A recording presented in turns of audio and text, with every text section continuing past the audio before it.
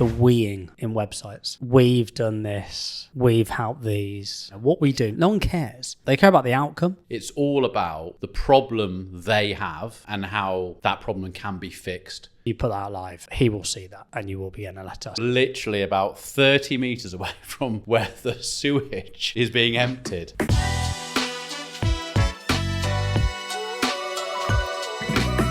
Welcome to the Fake Marketer podcast, everybody. Nick is currently looking for an ad. But Good afternoon. I'm here. How you doing? You okay? Yeah, as James just said, I rock up and do what the F I want anyway. Pretty much, yeah. I don't just rock up. Well, I do just rock up. Yeah, but that's all I'm supposed to do. Michael gives us just one piece of homework. What's that? Oh, the bit I've just been looking for. Yeah, look for an ad that you like. Yeah.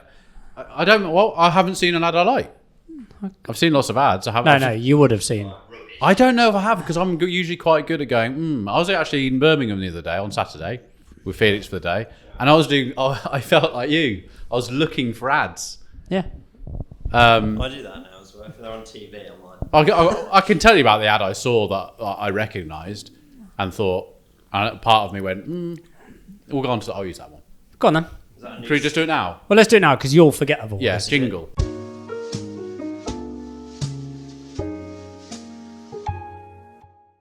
It's a new segment called Ads We Didn't Like. Ads we didn't like. So I'm in the bull ring Yeah. and I'm walking in and out of shots because I've got time to kill. Felix, my son, was Yeah. doing his modelling contract, wasn't he? So he's gone off to doing his modelling, which was brilliant because the photos I saw had his back to the camera. James is not listening. He had his back to the camera, the photos I saw. So I was like, great modelling. Don't even want to get your face in it, do they? It's a back model.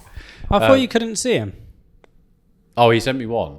Oh no, I went on the clothing website's Instagram the next day, and on their story they'd put like certain pics from the shoot, and I was like, oh, there's my son. I know that because I recognise that back. I know that back anyway. I know the back of his head. So as I'm walking around the bull ring, underneath the escalators they have the ad thing come up, don't they? And it's a restaurant, and I know this restaurant, but I've never ever been because. I'll tell you why. It looks really, really nice. So it's basically like Indian food fusion with like English, but it's done quite weirdly. So imagine like you're having an Indian roast dinner. Do you know what it's called? It's called The Farm in Coventry. Have you heard about this one, Jade? No. So when you go onto the website or when I've seen it advertised, I'm like, oh, that looks really, really good. So look, here we go.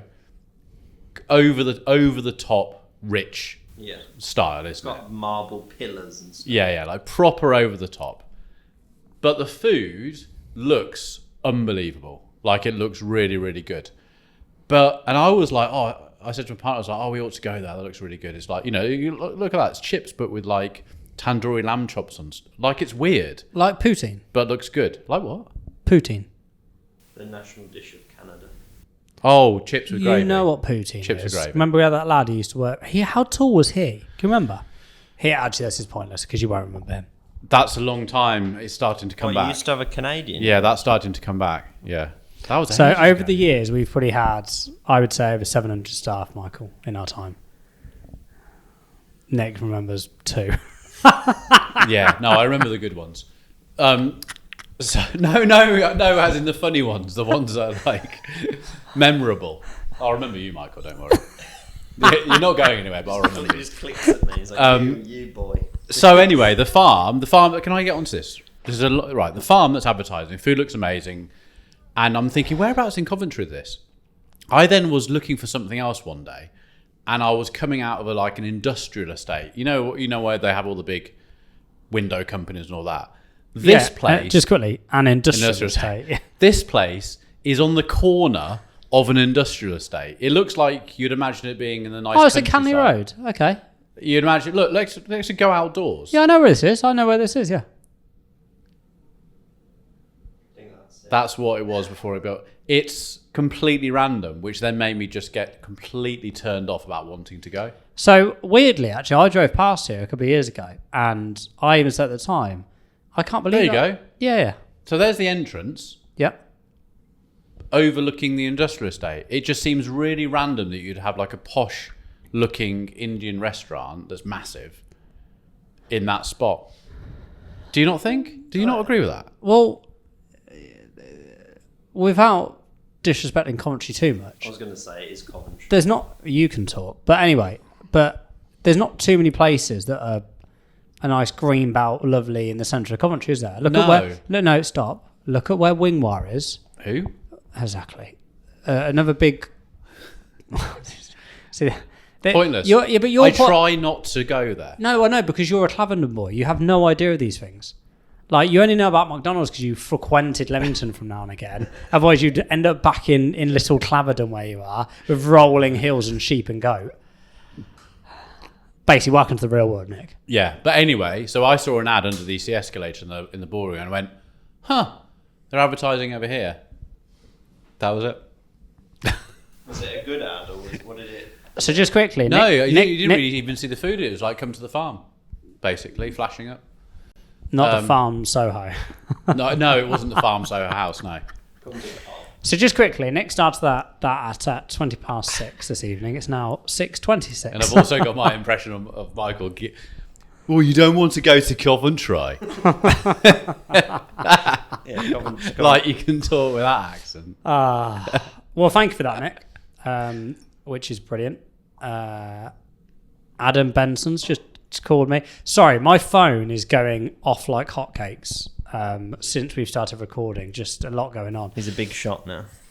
I've just got a lot going on, Michael, as you well know. So, ads I've seen this week. Yeah. And I'm going to give a shout out to our resident Michael here. All right. Because, all right. Hello, Bab. Oh, Bab, my name's Michael. Right, anyway, so Next I'm going to door's give having it. a babbo. I'm going to give a shout out to Michael, because what Michael has done for Rupert with a dub of Stephen Bartlett This was is absolutely freaking fantastic. Yeah. Now, we can't put this out anytime soon. I'd be shocked if we don't get a cease and assist from Stephen Bartlett. But hopefully I do, because it'd be the best letter I ever received. If you do, it means that it's gone so well that he's seen it. Yeah. So I went. So I saw James downstairs to ask him some help with that thing I'm working on at the moment. And I said, you know what? I showed him it. He couldn't believe it. He thought it was brilliant. Yeah. And I said, do you know what? He said, just quickly, if you put that out live, he will see that, and you will be getting a letter. I said, do you know what would be even better? Is if I can preempt it. So I'm going to send him a letter now with a first class stamp and say, you're going to need this in a few weeks' time, and here's my address, just to preempt it. Yeah. But I can't talk too much. But it's a dub of Stephen Bartlett talking about Huel. And when he does send that letter, you want to get him to listen to this podcast. Yeah. But fast forward 10 minutes. Yeah, so it's the 8th. So he doesn't listen about the farm for a bit. Yeah. So, He's just like, why have they sent me this? Or he'll go, that farm sounds really good, the food there. then he goes to Cov.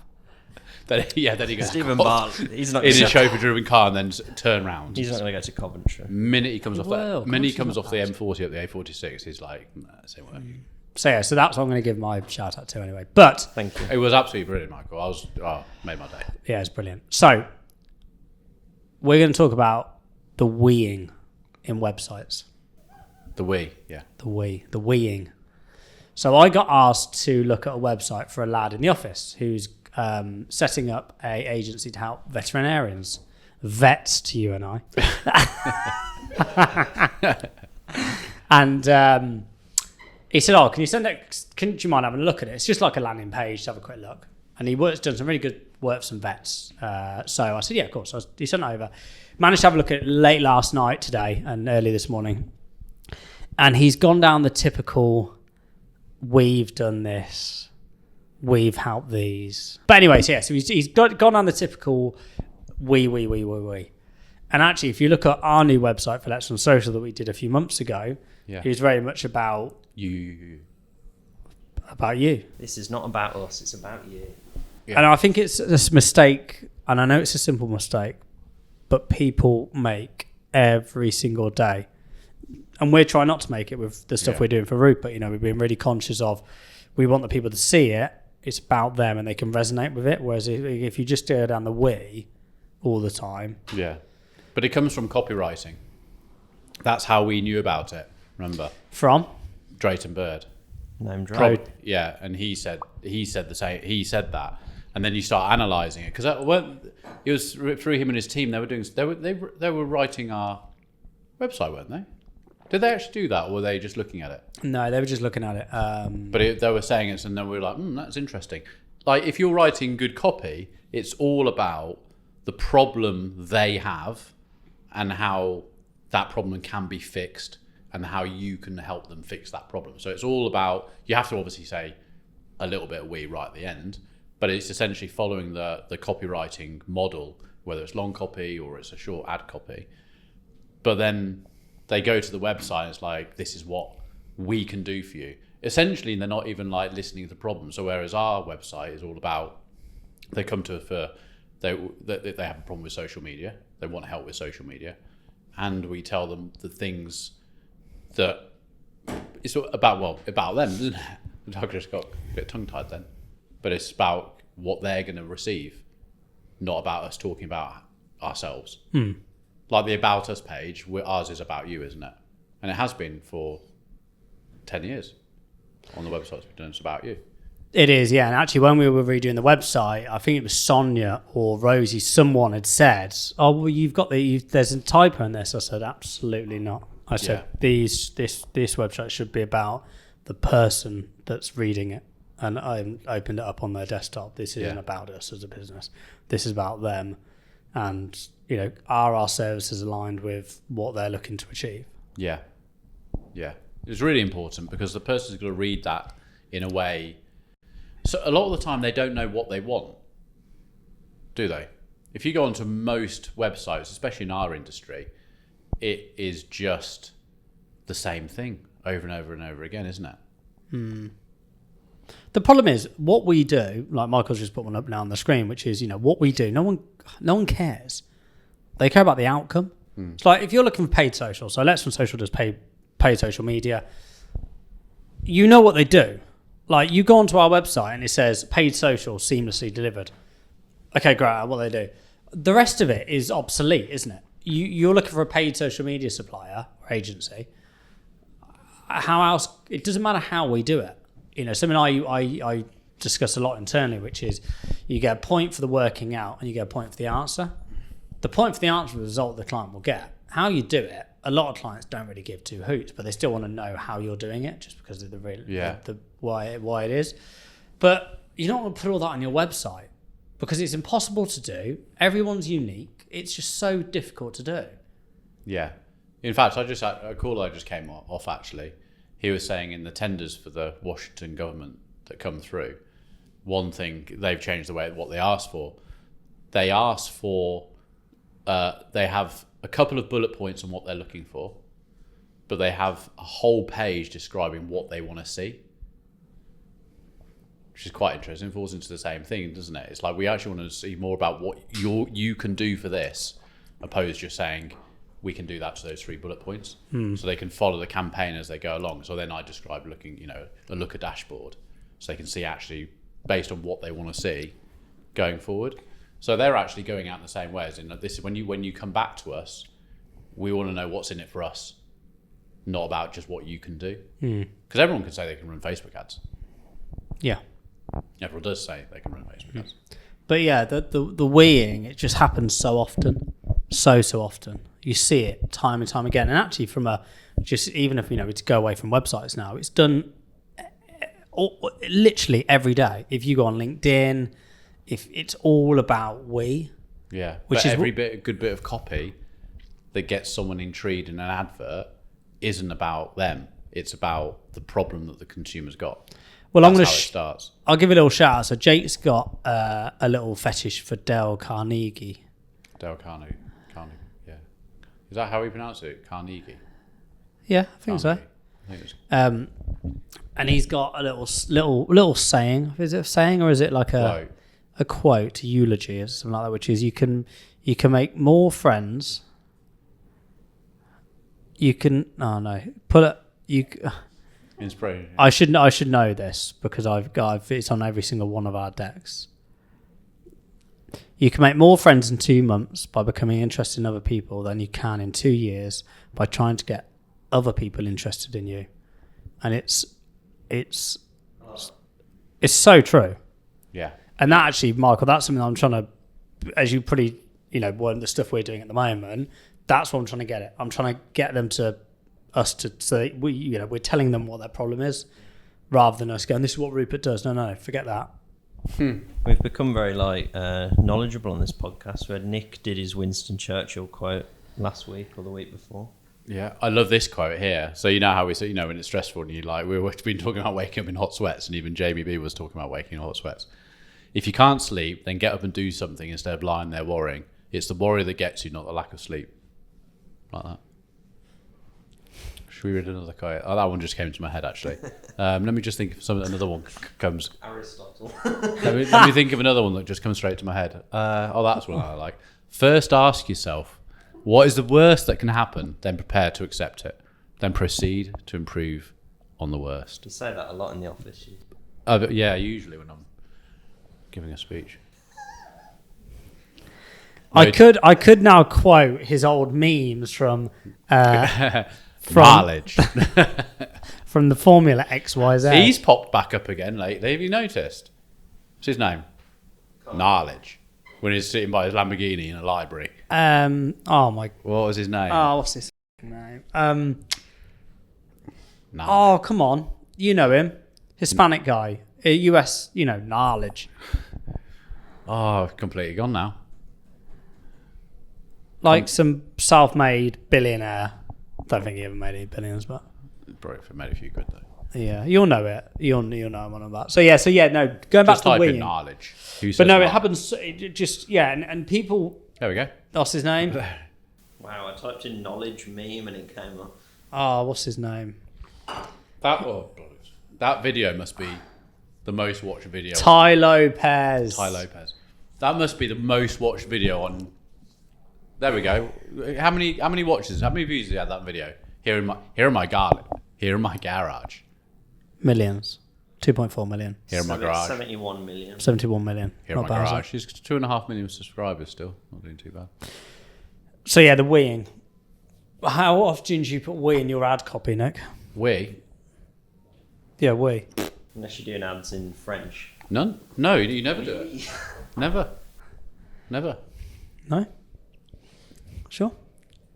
I feel like I've been writing it. I don't know. I don't know. I think I'll probably put it in the Rupert stuff. So I don't know if I'd use the word we. Might have to change it. Why? Do you know that I have? No, I was just curious. I wasn't trying to catch you out. Well, one thing today. I don't prepare enough for this podcast to find you. A new ad today was a brochure download for a really nice kitchen company, and they're not getting as. I'm extremely disappointed with the ad. It's just not performing. What ad is this for? Is this for Sean? Yeah, to get someone to download a brochure for kitchens. Okay. And it's just been approached wrong. My bad. But I've sort of approached it from, a lot of our clients do email capture, lead magnet. And we do this through download your interior design, blah, blah, inspirations, etc., etc. And we're talking £1.50 to £3.50 on average around to get these leads. Hers is like £9, so it's way off. So I think it's going down the fact that I think I'm going to change it slightly. Two things I'm going to do. I'm going to keep it to on Facebook lead form, opposed to going to the website. Because as soon as you go to the website, it's like, do you want it in the post or do you want to download it? Do you want this or do that? I think it's a bit too much question. I think people are bouncing off. So I'm going to do it on Facebook, and I'm also going to start off with some good old-fashioned dog whistle copy of, are you looking to renovate your kitchen, or are you looking to upgrade your kitchen? Get some inspiration, that sort of thing, rather than like download our. I think it's coming across as in download our brochure now to choose the kitchen you want. So we're going to go for more of an inspirational copy and see how it goes. So next week I'll report back on how it's going and see if that went. But look, I don't get it all right all the time, and I especially don't get it all right from the start. But what is dog whistle copy for Nick, for those who don't know what that is? Well, we wouldn't hear it, would we? Yeah. Get a dog whistle out. Humans can't hear it, but the dog can. So can you explain what that is? Yeah, so you write an ad so that when it's when it gets served to the algorithm. You could even use this as an example of Facebook now talks about going broad and keeping everything open on your audience. So you've got 14 million adults in the UK, so to speak, 20 million, 24 million, whatever it might be. And we're not overlaying this with any interest of this person likes kitchens or anything like that. We're keeping it completely open. There's a picture of a beautiful kitchen, and on there could say, are you looking to upgrade your kitchen? The only people who are going to click that ad or read any further or engage with it are people who are looking to upgrade their kitchen. So you're completely shouting out to them. And a question works really well. For enterprise cars, most of our winning copy now is leading with a question in the first sentence. So do you need a car for the weekend? All that sort of stuff. Are you a bold man looking for a hat? That's dog whistle copy. What I've done for this particular ad, and which I'm disappointed in the ad and I'm disappointed in myself, is the fact that I haven't led with that kind of copy. The client actually provided the copy. I thought, yeah, that's okay. I've used it, it's not worked. Now, next week, I'll say whether just my change in the copy has changed it.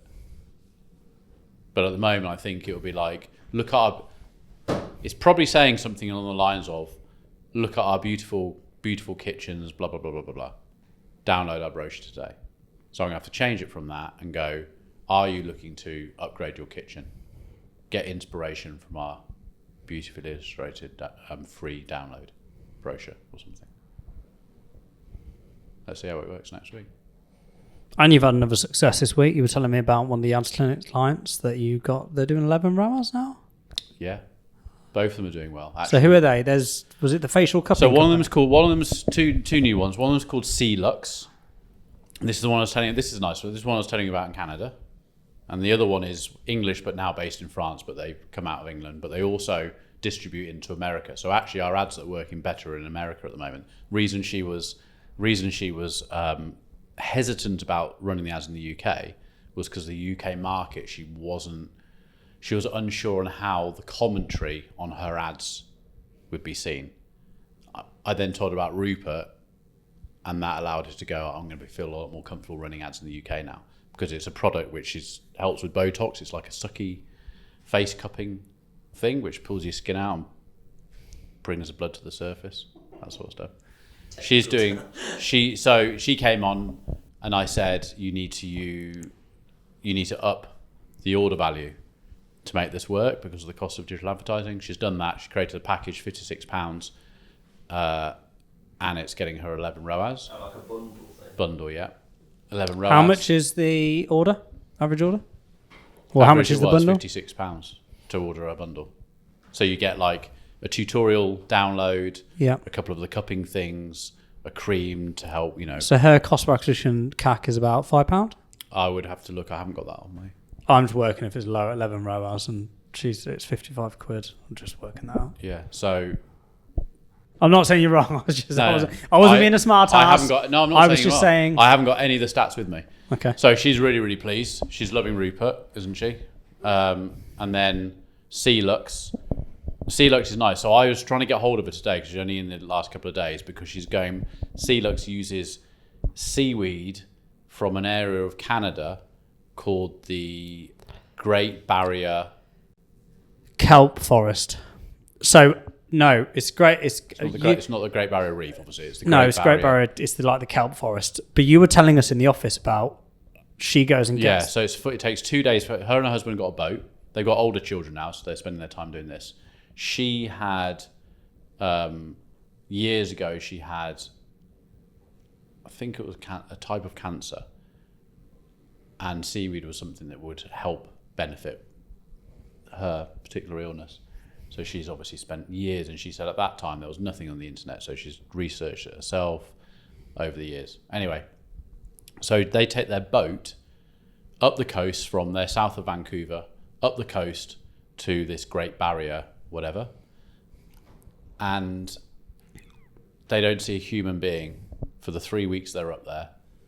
All they see, she said, as they're riding the boat up the coast, she said it's an average of 500 dolphins are surrounding the boat. Bears come down to the sea to catch fish in the mornings. Whales are just in the bay. She said it's unbelievable, absolutely unbelievable. So they sit in the morning, have breakfast, which watching wildlife like that happening for 2 weeks. That's what I love about Nick's life, right? So he has these calls, these ads clinics, like, and obviously, look, you're helping with the ads, but he's just chatting about their day. Like some of these, like some of the clients you've got on there are so cool, haven't you? Well, Sian today, we spent the first 20 minutes talking. She went to the Wilderness Festival in the Cotswolds. Did she? Yeah. She said it was absolutely brilliant. Michael, who you met last week, he said he could get free tickets, didn't he? Yeah, we had he to did, pay yeah. for parking. Next year, going. She said it's the absolute- Wilderness Festival. Wilderness. Well, if you go onto TikTok, it will be described as a posh festival. How posh is Wilderness? Just- Is it like just the quickly. music festival where they do it in like the forest? Yeah. Just quickly then, Mike. You know the discussion we had this morning of you and I live different lives to other people? This is one of those scenarios, but continue. But apparently, the stately home that it looks over, The stately home. the stately home that looks over, they do like those what's that Saltburn movie? Yeah.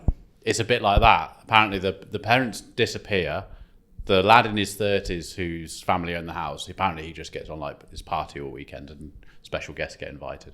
But yeah, they've got like the naked river here, and Sian said, "Oh, the kids got to experience Naked Nigel for 3 days." Naked Nigel was the 55-year-old man who walked around naked in his costume. Random stuff. As in Python out? Python out. They've got Naked River where everyone's got their pythons out. Everyone gets dressed up, so every day is a different theme. But going on to the posh side, there's the champagne tents. It's just basically Cotswold, but she said it's really nice. It's family orientated, but everyone's a little bit mad and posh. And I was like, huh. And she said, but the funny thing that she's saying that was they parked up, they got their tent up. They were getting to bed about 1 or 2 o'clock in the morning. You know, the kids were all playing out. It's one of those sort. And she said 7 o'clock in the morning, they got woken up to this. What they sounded like a lorry was about to drive over their tent. It wasn't. They were literally about 30 meters away from where the sewage is being emptied. So in the morning, at lunchtime, in the evening, all they could hear was